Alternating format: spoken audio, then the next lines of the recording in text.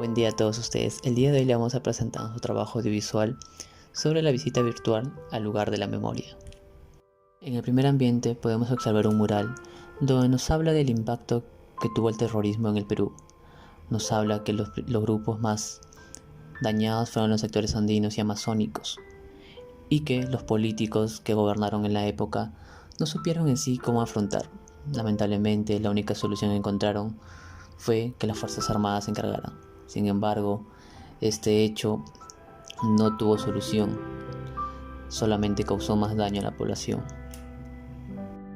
Dice cifras sobre los muertos y los desaparecidos, tanto en el 2003 como en 2015. Sin embargo, es lamentable saber que hasta el día de hoy la cifra no es exacta. Todavía hay familias en búsqueda de la verdad sobre lo que sucedió con sus familiares, y creo que es importante que el Estado pueda investigar y saber qué pasó con esas personas y hacer justicia. En el siguiente ambiente nos habla sobre el surgimiento del terrorismo en el Perú.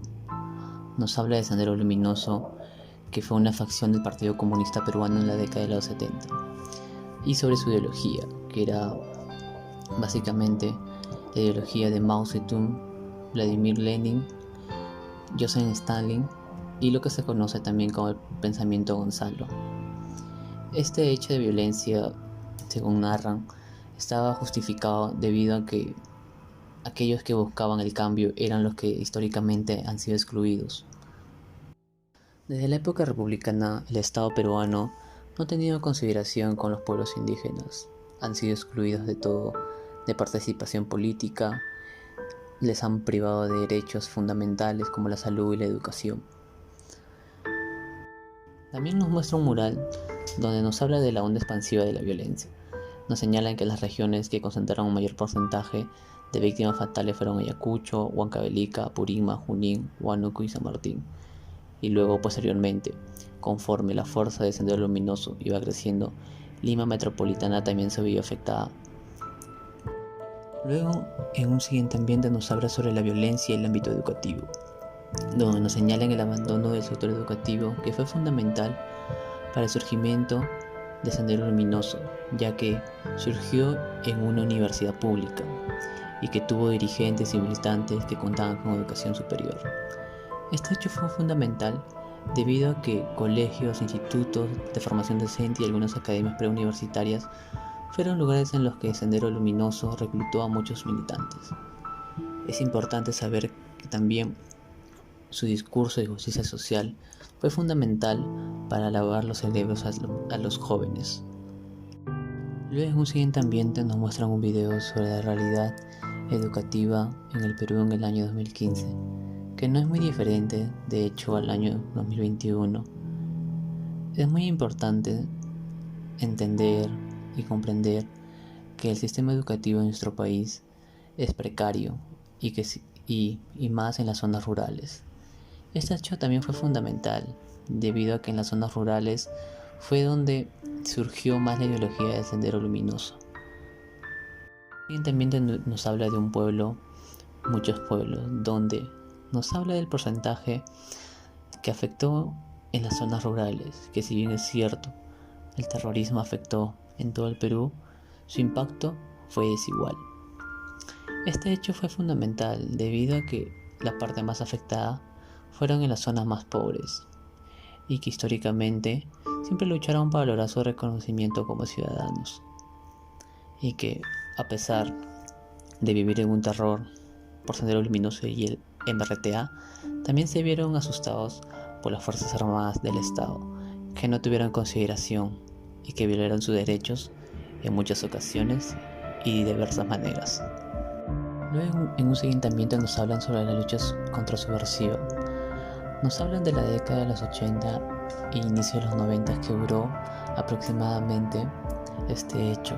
Nos habla cómo fue que el Estado enfrentó desde un inicio hasta el final a estos grupos subversivos. Es cierto, sin embargo, que en los primeros años de la lucha contra el terrorismo fue fuego contra fuego, fue miedo contra miedo, y este hecho no ayudó mucho a combatir a los grupos de Sendero Luminoso y el MRTA, que lo único que consiguieron fue que la población desconfiara también del Estado peruano. Luego, una parte muy emotiva, que se llama Una persona, todas las personas, podemos observar distintos testimonios en videos sobre personas que sufrieron y fueron víctimas del terrorismo, personas que fueron secuestrados, torturados o asesinadas y desaparecidas, que fueron heridos o quedaron discapacitados para siempre. Este hecho nos muestra cómo estas personas continúan luchando por haber conocido o vivido en carne propia este terrorismo, y es muy importante conocer su verdad, conseguir justicia para ellos y también una vida más digna. Uno de los casos es de Roger Pinchi. Él y su hermano, nos señalan, Luis Alberto, fueron víctimas del MRTA por su orientación sexual. Ellos eran homosexuales. Él, Roger Pinchi, fue secuestrado, torturado y violado.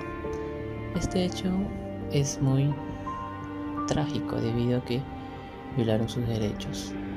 Luego también tenemos el hecho de Angélica Mendoza, madre de Arquímedes Arcarza, secuestrado y desaparecido en el cuartel Los Cabitos en el año 83. Ahí vemos un hecho muy importante que también fueron las desapariciones en la época del terrorismo, que hasta el día de hoy se desconocen los paraderos de algunas personas que fueron llevadas por las Fuerzas Armadas en cuestión de retenidos para supuestamente interrogarlos y que luego no aparecieron. Habla de desplazamiento forzado. En este ambiente nos habla cómo fue las consecuencias de los actos de Sendero Luminoso, el MRTA y por parte también de las Fuerzas Armadas, que ante la violencia, ante la violación de sus derechos, se vieron obligados a migrar, ya sea a distintas partes de Lima, del Perú, o también al extranjero, y que también nos señalan que posteriormente ellos retornaron, pero sin embargo se encontraron con otro conflicto de terrenos.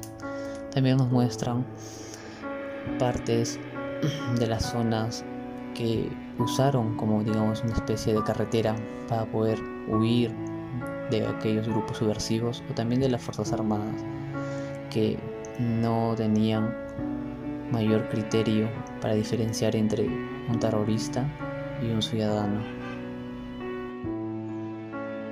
Buenas tardes, profesor. Buenas tardes, compañeros.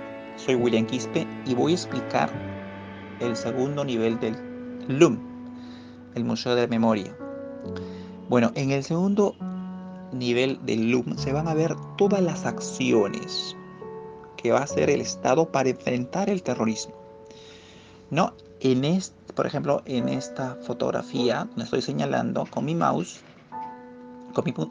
podemos ver que este movimiento, es decir, este grupo terrorista era un movimiento fundamentalista y mesiánico. Hacían todo lo que su líder les decía. A consecuencia de esto, muchos grupos rurales, poblaciones rurales de Ayacucho fueron desplazados del campo a la capital, a la ciudad de Ayacucho, ¿no? A esta migración se llamó Llacta Puchucay, que significa el éxodo. El accionar de Sendero podemos ver en esta fotografía que ocasiona que las familias se junten, se asocien. Acá, por ejemplo, hay una asociación de mujeres que están junto con el Premio Nobel de la Paz, el cual les va a regalar una cruz para que sigan en su intento de búsqueda. Estas mujeres han perdido hermanos, tíos, primos, esposos.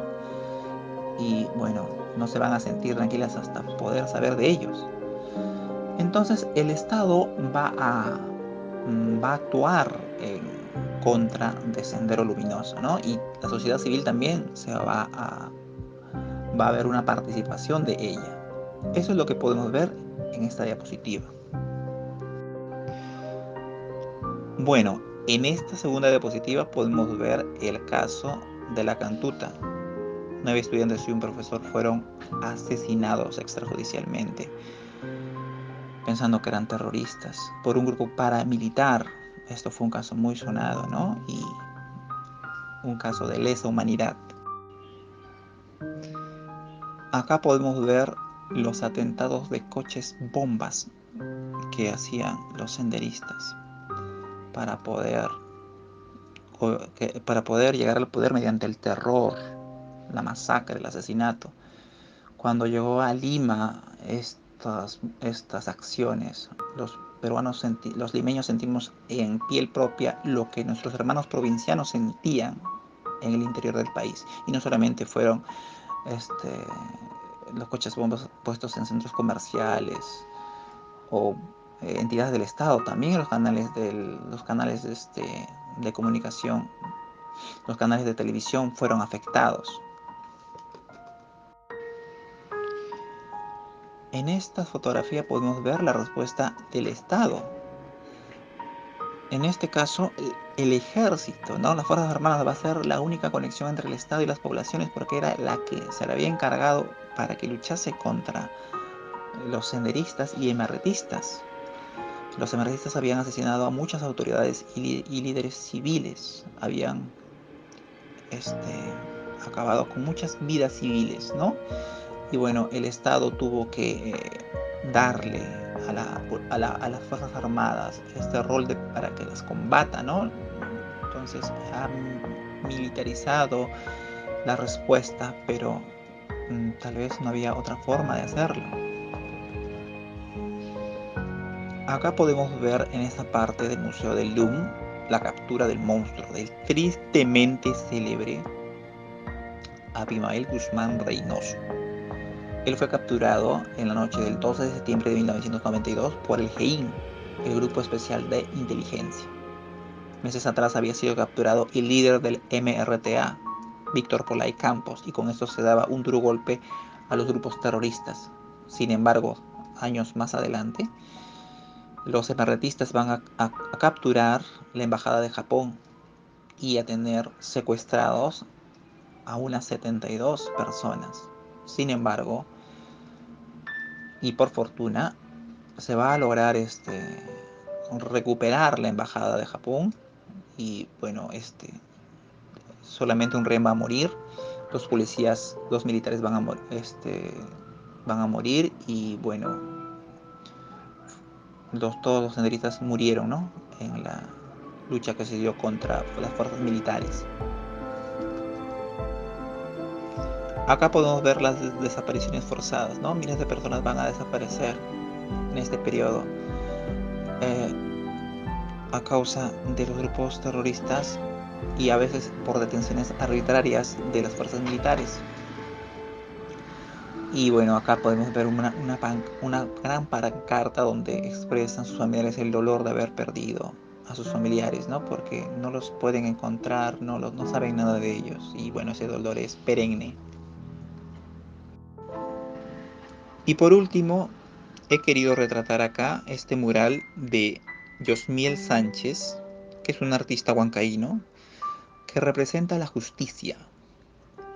La justicia como un paso necesario para la reconciliación del país, ¿no? Se tiene que hacer justicia, tiene que impartirse justicia, si no, las heridas no van a sanar.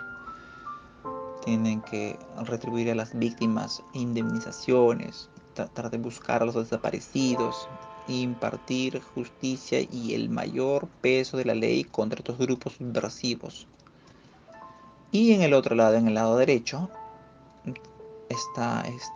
se ha querido representar el final quiere representar el final de esta guerra, aunque sabemos que quedan todavía remanentes de estos grupos subversivos aliados con el narcotráfico en el Braem, ¿no? Sin embargo, tenemos que tener presente que la democracia es el sistema político que ofrece los mejores canales para construir una sociedad justa. La violencia no puede justificarse por causa de la desigualdad económica o por deficiencias en educación, salud o acceso a la justicia. La vida siempre debe estar por delante, debe defenderse frente a la muerte y el terror. Muchas gracias.